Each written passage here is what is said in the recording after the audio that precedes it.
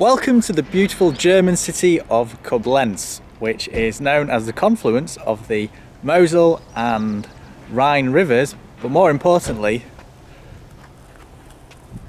the home of canyon bicycles. So this is the entrance. Let's go through it and see how what they've got on offer. Eingang. God, that door feels like it's made out of titanium. Oh.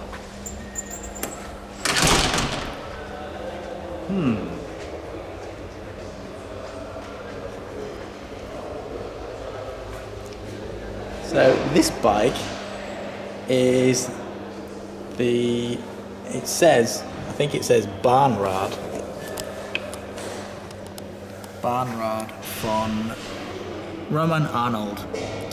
He's the founder and business leader of Canyon Bicycles. So that was his original bike, single speed. Wow. We have Quintana's bike from the 2014 Giro. What's incredible is how small his bike is. It is tiny. It's absolutely small. The bottom of his drops are almost level with the top of his wheel. Crikey. And power to max power meter. This one's MTB, obviously on the Hambini YouTube channel. We don't do MTB, but he's world champion. In what? I don't know.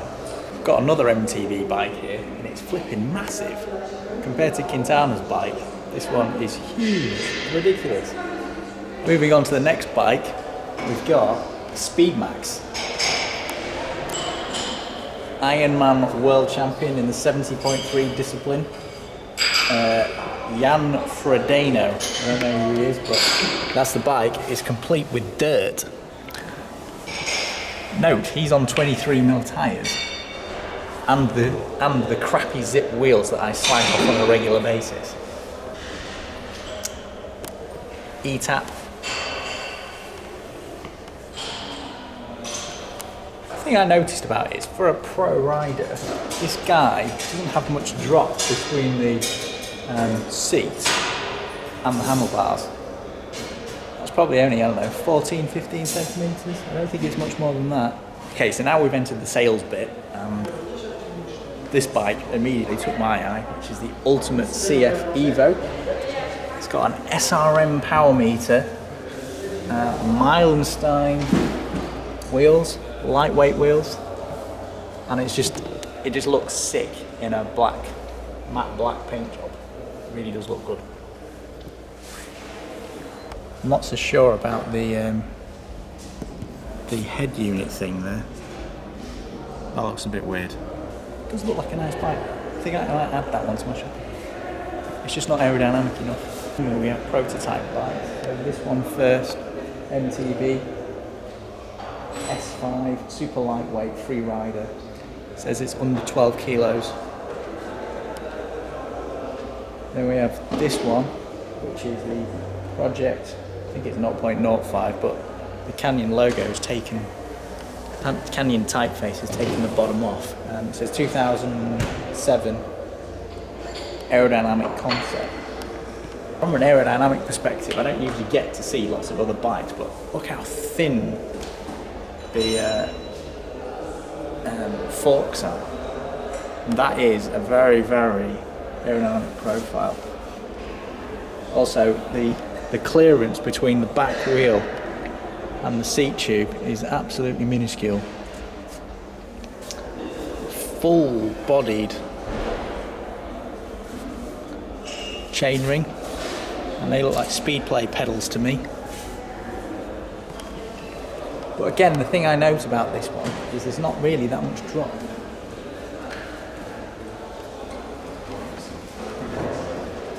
Then up there we've got a Project 6.8 disc brake. I don't really know what to say about that. It says on it carbon, but it just looks almost like an aluminium bike.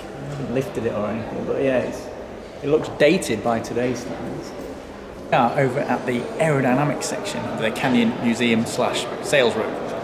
What we've got is we have two profiles. Someone has damaged this one, but this is the Canyon Trident profile, and this one is the NACA profile. You might as well read that as NASA profile, because that's who NACA are. Obviously, as an aerospace engineer, this is the go-to standard, and it has been the go-to standard for a number of years. Most aircraft use a variation on this profile for their wings. This one, the Trident profile, if you look at the display, it suggests that this one is much more aerodynamic than this one. I'm not quite sure how that works, because there's no way in a month of Sundays that is more aerodynamic than that. What it looks to me like is someone has fudged the Reynolds numbers to make this one look better than this one. The next section is on carbon, so there's a load of stuff on carbon saying it's 400 pieces of carbon all put together, impregnated and pressured. The way they make carbon fibre frames is not really too indifferent to making carbon fibre aerospace parts. So what you have is, you have the mould which is here. You lay the carbon in it, put the carbon down, and then you have to actually pressurise it, and that's the key, is the pressure to force all the air out of the carbon epoxy mix, and that makes it go hard. So what Canyon have done here is, this is an Aero CF SLX, and they've actually taken some cutouts out of the frame, so you can see or feel how thick or thin the carbon is. So you can feel the multiple layers of carbon fibre that they've put on there. This is 100% been dressed, I can tell you that for sure. And it's the same in here. Cut out, you can see the carbon laminations, hopefully you can anyway, and here as well. So the thing to note here is, whoever's designed this has actually thought about it very well, because they've used different layers. So if the fibres run in a particular direction, they are angled so they can make the carbon thinner in particular directions. It makes the bike lighter. Onto the business end, which is the end that I like, which is time trial bikes. So this one is a Canyon Speedmax CF. Interesting choice of wheels, that. I've never thought I'd see a time trial bike complete with Mavic Cosmic wheels, especially quite a shallow box section. And it's the same on that. Then behind it, we've got another Canyon Speedmax CF, and it has the crappy Zip 808 wheels, which I hate with a passion because they have shite wheel bearings. Nonetheless, we'll take a close up of it. From the front, what you can see is it's very unusual, because these days time trial bikes don't have brakes that are on the front. A lot of them have them shielded, so this one is unusual in that respect, and they're Ultegra, so I'm guessing this is not the top of the range bike. Okay, so I was right, that bike behind me was not the top of the range bike. This one here is the top of the range bike. That one has got the shielded brakes. This sort of box thing on the front provided by Profile Design. Again, Zip 808 wheels, NSWs. They're all 23s, none of them are 25s. I think they are tubular. Probably tubular. Dura Ace Di2, and yeah, it does look the business. I quite like this adjustable seat post, so you've got infinite adjustment for forward and backwards. If you're long-legged and short upper body like me, that comes in handy. This bike is Alexander Christoph's bike, Aero CF SLX.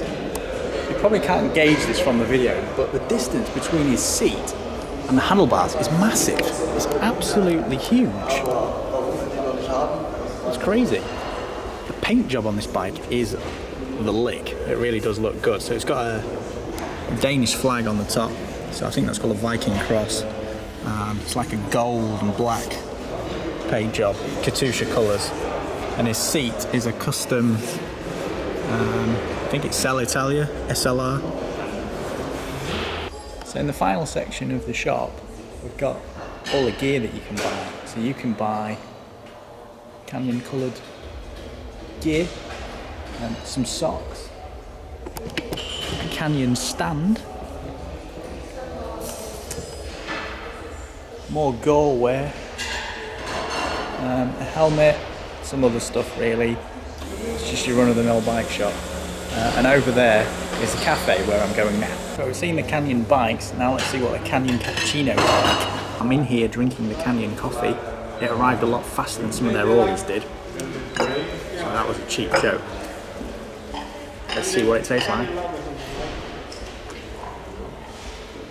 That's actually really very good.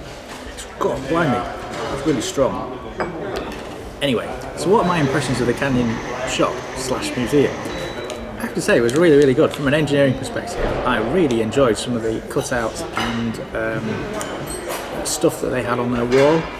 Yes, if you come in here, it is a total marketing job, but nonetheless, you know, they've got some sales to do, so yeah, very good.